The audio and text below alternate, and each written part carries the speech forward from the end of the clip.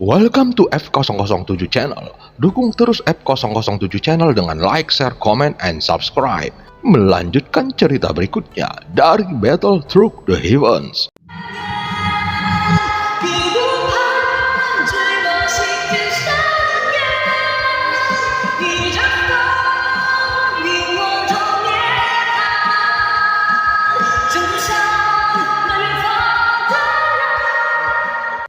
Pada part sebelumnya, saat berbicara dengan Ratu, Xiaoyan mengenakan pakaian yang mulia Suzang untuk mengganti pakaiannya yang telah robek, dan dia terus menggali informasi untuk mengetahui apakah Ratu adalah salah satu bagian dari kelompok Yulan.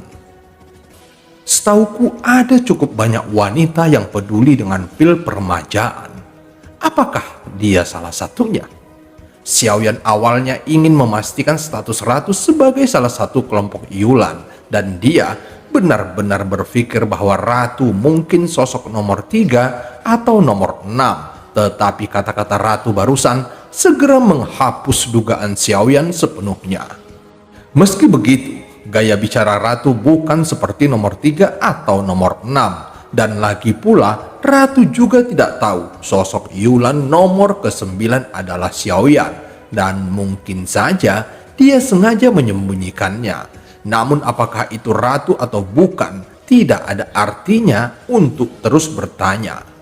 Xiaoyan percaya bahwa semakin banyak pertemuan yang diselenggarakan, maka identitas kelompok Yulan secara bertahap akan menjadi jelas dan tidak akan sulit untuk ditebak.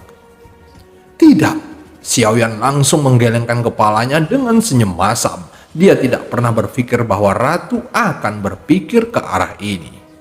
Kamu ingin memperbaiki pil ini? Setelah melihat Xiaoyan dengan curiga, Ratu mengangkat alisnya dan berkata, "Aku akan mencobanya, tapi aku tidak yakin apakah itu bisa disempurnakan." Xiaoyan mengangguk dengan ringan. "Jika kamu berhasil, bisakah kamu juga memberikannya kepadaku? Menurutku tidak berlebihan untuk meminta pil setelah aku banyak membantumu." Setelah jeda, Ratu tersenyum dan berkata, Xiaoyan terkejut ketika mendengar kata-kata itu. Tampaknya dia tidak menyangka, bahkan Ratu pun tertarik dengan pil ini. Sehingga cukup untuk menunjukkan bahwa pil ini memiliki efek tertentu, dan meskipun ranah abadi, pil itu masih efektif. Bagaimanapun bagi wanita kecuali Wu Tianyu yang hanya terobsesi pada seni bela diri, mereka semua dilahirkan untuk mencintai keindahan dan kecantikan yang abadi. Dari sudut pandang ini, kemungkinan nomor 3 adalah seorang wanita sangat tinggi. Pada saat pertemuan, nomor 3 dan 4 banyak berbicara, namun dari analisa Xiaoyan bahwa kemungkinan nomor 3 seorang perempuan lebih tinggi. Alasan mengapa Xiaoyan menganggap pertemuan aneh itu sangat penting adalah karena ini adalah satu-satunya cara bagi Xiaoyan untuk mendapatkan lebih banyak informasi tentang dunia lain dan cara dia untuk menjadi lebih kuat. Jika kamu harus meninggalkan dunia sensi di masa depan dan dapat mengetahui lebih banyak tentang dunia lain, maka kamu harus pergi ke dunia tertentu. Tapi mungkin kamu tidak akan sesiap memasuki alam Suanyin sebelumnya. Kamu akan seperti lalat tanpa kepala. Pergilah dengan tujuan untuk mengambil roh dunia itu bersamamu. Dengan seperti itu, kamu pasti mampu mencapai tujuan membuat budidaya lebih efisien. Apakah kamu tidak mau melakukannya? Ratu menyipitkan matanya yang indah, menatap Xiaoyan dan menekan Xiaoyan secara langsung. Tentu saja secara alami, Xiaoyan bersedia melakukannya. "Baiklah Ratu, aku akan melakukannya."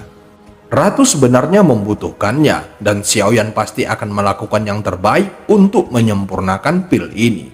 Xiaoyan segera menjawab dengan serius, seperti yang dikatakan Ratu. Dia telah membantu Xiaoyan saat dia pergi, dan ada terlalu banyak bantuan dari Ratu.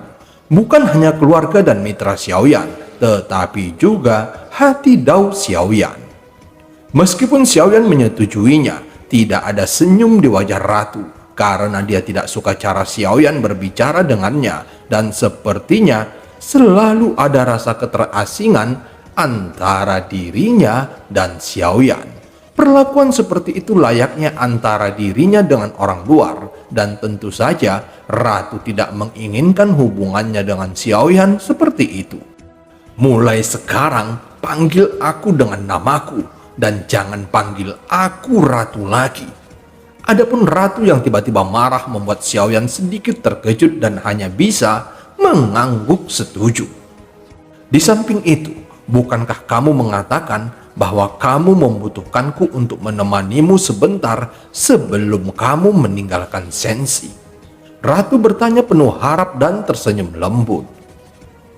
Aku bisa memulainya setelah memurnikan pil ini, dan aku ingin mencari sumber kekuatan lain di alam bintang patah. Aku mendapatkan informasi bahwa selain inti Guntur Void, masih ada sumber kekuatan lain di sana. Xiaoyan menjelaskan rencananya, dan sebelumnya dia mendapatkan informasi ini dari Chang Yuhua, namun tidak diketahui kebenaran informasi tersebut, dan Xiaoyan harus mengkonfirmasinya ke Ratu. Sepertinya kamu sudah memiliki tujuan, jadi apakah kamu tahu apa sumber kekuatan itu? Ratu bertanya, jari-jarinya yang ramping dengan lembut memegang cangkir teh, kemudian menyajikan teh panas untuk Xiaoyan lagi. Hanya ada petunjuk itu, tetapi tidak secara spesifik dan tidak dapat dipastikan. Xiaoyan menjawab dengan senyum masam. Ratu memandang Xiaoyan lagi dengan mengernyit. Hal itu disebutkan oleh seseorang ketika aku mendapatkan inti Guntur Void di kehampaan utara laut barat. Tetapi aku tidak yakin apakah itu benar atau tidak. Xiaoyan menjelaskan, dan ini sebenarnya bukan petunjuk. Namun tujuan Xiaoyan memilih untuk memberitahu Ratu adalah agar Ratu dapat menggunakan kekuatan Papiliun Qianji untuk mendapatkan petunjuk yang lebih detail. Setidaknya sebelum dia pergi, dia sudah mendapatkan alasannya mengapa harus pergi ke kehampaan di ujung utara laut barat. Saat itu Papiliun Qianji memang pernah mencari informasi apakah ada kekuatan sumber lain di sana. Kemudian alis Ratu sedikit mengernyit. Terlihat dia memikirkan hal ini, lalu dia menjentikkan jarinya, dan kemudian dua wanita masuk dengan cepat yang memegang pena dan tinta. Ratu dengan cepat menulis kata kehampaan utara laut barat di catatan itu. Kedua wanita itu pergi dengan cepat lagi. Tepat ketika Xiaoyan mengambil cangkir teh itu, suara langkah cepat terdengar lagi, dan kedua wanita yang sebelumnya telah pergi kini kembali dengan cepat. Keduanya memegang piring emas di tangan mereka, dan ada gulungan kertas yang rapi di atasnya. Kemudian Ratu mengambil gulungan kertas itu dan memeriksanya satu persatu, dan dia segera melambaikan kedua tangannya. Setelah keduanya mundur, Ratu langsung berkata, memang ada petunjuk lain tentang keberadaan kekuatan sumber lain di ujung utara. Hanya saja tempatnya lebih dalam di ujung utara. Bahkan Taisu mungkin tidak akan memilih untuk masuk ke sana. Ratu telah memberikan informasi yang relatif akurat kepada Xiaoyan. Selain itu, apakah ada petunjuk lain tentang asal-usul kekuatan api dan guntur? Kata Xiaoyan melanjutkan dengan penuh harap. Kamu benar-benar berpikir bahwa kekuatan sumber seperti itu dapat ditemukan sesuka hati? Memang ada banyak petunjuk, dan sepertinya ada 10 petunjuk. Dan kamu sekarang telah memiliki 3 jantung api dan jantung guntur. Dan tentu saja itu karena keberuntunganmu. Orang biasa tidak mungkin bisa seberuntung itu. Ratu Liu Mei menjelaskan dan berkata dengan sedikit cemberut. Apakah petunjuk ini dapat diandalkan? Sebelum menjelajahinya, tentu saja Xiaoyan perlu untuk meminta pendapat Ratu. Lagi pula dia tidak punya banyak waktu dan akan lebih tepat untuk mencari petunjuk dengan probabilitas lebih tinggi. Saat Ratu mengatakan ini, Xiaoyan terdiam sambil berpikir, dan Ratu melanjutkan lagi. Jika kamu memasuki kehampaan utara lebih dalam, Aku khawatir itu sangat berbahaya karena ada badai kehampaan saat memasukinya. Ratu berkata perlahan. Xiaoyan segera mengingat bahwa setelah mereka tiba di ujung utara, mereka juga menghadapi badai kehampaan. Dan pada saat itu, mereka bertemu dengan seseorang yang dapat dengan bebas masuk dan keluar dalam badai kehampaan. Itu adalah kelompok Chang Yuhua yang telah memasuki alam bintang patah. Dan Xiaoyan berpikir bahwa selama dia menemukan Chang Yuhua, maka untuk memasukinya bukanlah masalah besar.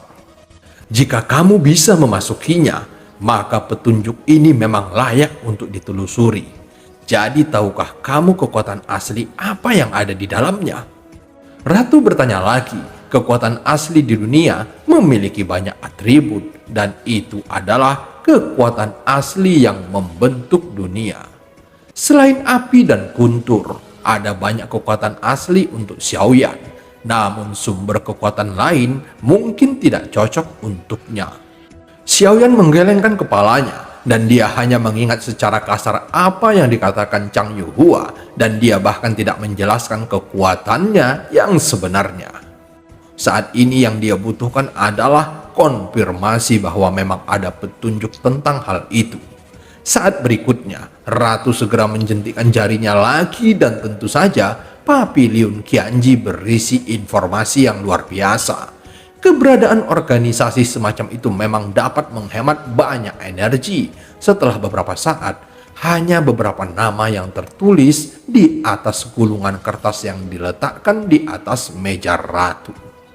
Dan film pun berakhir. Sampai ketemu di part selanjutnya.